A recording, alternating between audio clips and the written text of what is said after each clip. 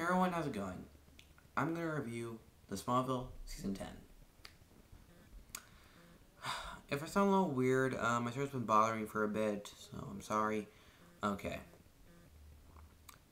This season was like a roller coaster. There were the good stuff and then the bad stuff. I'm going to start with the bad. Alright. I'm not going to be talking about how I don't like Darkseid. I'm pretty sure I've made that clear that I don't like how they portrayed Darkseid and how his build-up was. Especially that, they made him to a cloud. So I'm not going to be talking about Darkseid. I will talk about one episode, though, which I actually do wish that it had something to do with Darkseid. Because this episode really had nothing to do with anything. And that episode was Fortune, or I like to call Hangover 2, Metropolis. Where, basically, it's a hangover. Clark and Lois are celebrating their bachelor and bachelorette party, and they end up waking up in, random places. Clark wakes up back in his house, Lois wakes up at these train tracks, and Clark finds out that, there's a bunch of stolen crap in his house, along with a monkey, and he might have married Chloe. Kind of like in The Hangover with the tiger, the baby, and the guy marrying the stripper. Except he actually married the stripper. Well, in here. He didn't marry Chloe. It was actually Oliver who married Chloe. But yeah, the episode was stupid. Just really stupid. Unnecessary at all. The only thing I found funny was the thing was Tess and that professor guy, who I can't remember his name for some reason. I really can never remember his name. But I thought it was pretty funny with him pretending to be Elvis and everything. I thought that was pretty funny. But besides that, everything was just stupid. Basically, he was just there to, do a big hangover joke. The reason why Clark is, drunk in the first place is because Zatanna, decided to, give Clark, a bit of magical wine. So if he drinks it, he will get drunk. Yeah, that's a smart thing to do. Get the most powerful man in the universe who could, crush a mountain with his bare hands, if he could, well, if he wanted to. Drunk. Yeah, that's a smart thing to do. Get the man drunk. Slip him a magical roofie. Really, I'm surprised that Clark didn't kill anyone. He steals a bunch of crap and, knocks out some people. Most of those guys were criminals, as we find out later on, but still, it was stupid.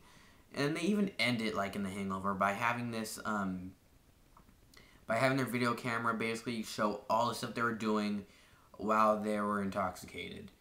Okay, not exactly, because in The Hangover it was pictures, but in here it was a video. I know it's supposed to be this was a funny moment, but I'm no, I'm pretty sure Clark should be worried that he might have killed someone. Seriously. Okay, with a guy that drunk, I'm pretty sure he would have killed someone like Bizarro used to kill people in the Smallville series. And if anyone wants to know how he did it, well, simple. He just punched their stomachs open, grabbed their guts. Yeah, I'm surprised Clark didn't kill him like that. So yeah, I really do not like Fortune at all. Then there is Booster, which is a yin-yang thing for me, because I liked it and I did not like it. I liked it with Booster Gold, which I'll explain later, but I did not like the stuff with Blue Beetle. The stuff with Blue Beetle was just weird because it just felt out of place. It didn't feel right with me. The actor played Jaime just played off as just whiny and just annoying. And then we have Ted Kord, who doesn't really remind me of Ted Kord at all in the comics.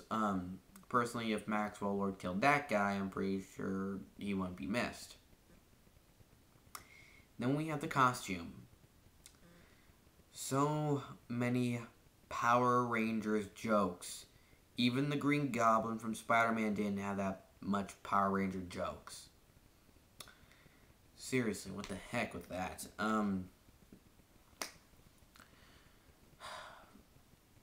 And then we have the Connor stuff, which I've already talked about before. I feel like, they could have just ended the whole thing with Alexander differently. They could have just A, killed him, or B, do that whole mind erasing thing that Tess does. Speaking of that, Tess, how she gets Lex to forget everything is pretty weird. I understand they have to have Lex forget everything, because he shouldn't know how that Clark is Superman.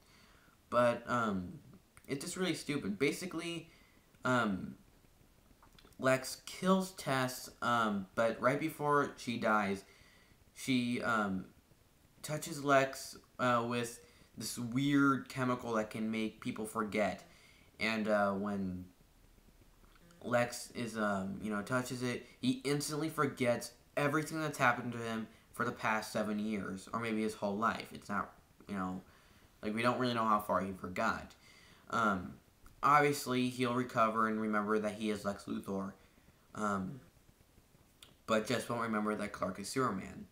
So he'll just go on, become president, and, not know that he once knew who Superman was. But, go on to be his enemy. And, like, there's so much other stuff that, bothered me that, like, which would make this video take forever. So I'm just going to talk about, so those are the few things that bothered me about it. There are many more, but I don't want to get into those. I'll probably do that in another video at some point. I don't know, maybe. And then there's the good.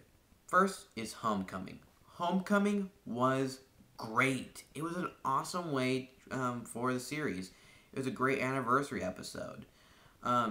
It had great stuff by putting the flashbacks in there, hiring actors who haven't been in the show for a long time, and just like, it was just really good. Like, I don't really know what to say about Homecoming except it was just a great episode for this entire season. Like, heck, it could be the best episode for the series. Like, I just really liked Homecoming.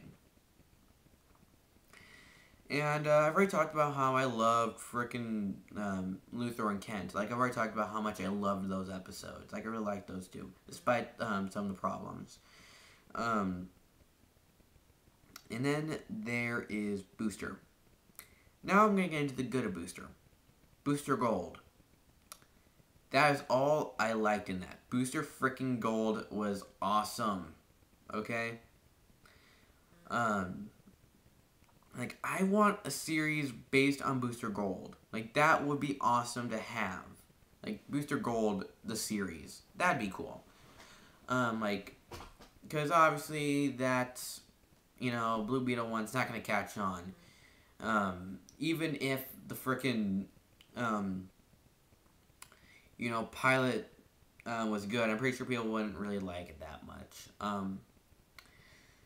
And, it would have been just awesome to have a Booster Gold series. And, actually, there's a lot of shows that are trying to replace Smallville. Like, we had that Wonder Woman series, which actually has been canned. Like, that didn't even make it onto television at all, so Wonder Woman sucked.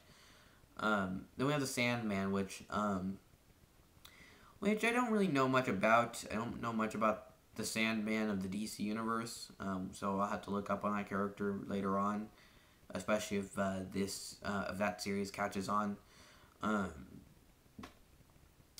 But yeah, like, Booster Gold was just awesome in that episode. I just really loved it. And the costume was just awesome. Like, I really like the portrayal for the costume, even though I have to say it does look a little too much like something out of a Halloween store, but didn't bother me like that much. Then we have like, the weird moments in there. Like, you don't really know whether to hate it or love it. One is Icarus. Icarus, I'm not really sure how to feel about it. Like, like, there's good stuff about it, but then there's bad stuff. For example, what I mentioned about Hawkman, just now telling them about this great power that can take down Darkseid. And apparently he encountered Darkseid before. Why would he not tell anyone about this yet? Do you think I should tell them about this. Nah, I should tell them maybe next week or something. It's their wedding day. Yeah, I'm pretty sure they would like to know about Darkseid. That really bothered me. Um, then there was Harvest, which actually didn't bother me that much. I like the stuff they did with Alex, with him, remembering that he is Lex Luthor and who he, thinks he's meant to be. Um, Especially the moment in the end where he shaves his head. Like, that's really just messed up. But the Harvest also had a few problems, too. I think the biggest thing I had about it was the part where Clark gets his back burned with this blue kryptonite, liquid blue kryptonite. Like, it's in his skin, yet he's actually healing. That shouldn't heal that fast. Like, that's radiation still inside of him. It could take a lot longer to heal. But still, it didn't bother me that much, but still, it felt really stupid. I really like the build-up with Lex. This is what the Darkseid one was missing. The Lex build-up was awesome. Because the build-ups, it has to, make you feel like this really might be something really big. For example, Brightest Day. The build-up for that series was awesome, especially for the conclusion. Even though I have to say the one who was going to be the savior of the universe was kind of odd choice, but I'm not going to spoil that part of Brightest Day. But yeah, with a build-up has to be really big, and with Lex, they gave us that. And also with it, a build-up also if it's gonna be on a character, this build-up for a character has to be something big. Like, when they talk about this character, it really gives you chills. Like, it feels like this character's in the room. Like, Lord Voldemort in Harry Potter, or Sauron from Lord of the Rings. Like, you actually feel these characters' presence in the movie when they're not even there.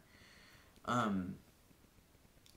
really liked the build-up with Lex. It was just awesome. The actors did a great job. Besides, two, I have to say, were just awful. This one character, I can't remember her name. I'm pretty sure you'll know who I am talking about if you've seen the episodes with her. She's that freaking, as Lois likes to call her, Barbie character who has a pink car and hates superheroes and is just really annoying. Okay? She appears in the same episode Deadshot showed up. And personally, I wish Deadshot would kill her. Heck, he was going to kill her, but Clark stopped her. Okay? I was actually rooting for the bad guy in that episode. Okay? If a character's that annoying, then get rid of that character. Don't bring that character back in any other episodes. If you want a character, you bash on superheroes, get someone else. I'm pretty sure there's many other heroes, not heroes, but I meant other characters that would, bash on other heroes. I could think of a few more that could do that. But not that character. Then there was Slade Wilson. That's not Slade Wilson. That's some guy that just has the name Slade Wilson. The only thing that is any connected with those characters is that, they survive stuff that, normal people wouldn't survive. They're beyond death's stroke, as Wilson said in Icarus. Even though, yeah, Wade Wilson has died tons of times in the comics. But, yeah, this series was like a roller coaster. I did like it in a whole. There's stuff I really do like about it, and there's stuff I don't like about it, but I really did enjoy this series. There's a lot of great moments in this season with Lois and Clark. Great moments with Green Arrow, which I like to also talk about just for a split second. Why doesn't Green Arrow ever use his Green Arrow gear whenever it's really needed? There's times where he knows what the dangers are, but he never actually gets them. For example, the episode with General Zod returning. Shouldn't he have went to the Phantom Zone and, before he went, take his Green Arrow gear? Pretty sure that would have been useful to take down the bad guys. I kind of find that a little weird, but onto it. Yeah, I really do enjoy this season. I thought it was pretty good. Not as great as I loved season 9. Season 9 would to me be my favorite Smallville season. Okay? Like I really loved season 9. And but this series did do pretty good. If I had to give it a grade, I'll have to give it a B. Just a solid B. Because there were, a few problems with it, but besides it, it was pretty successful. I really enjoyed Smallville Season 10. That's all I gotta say.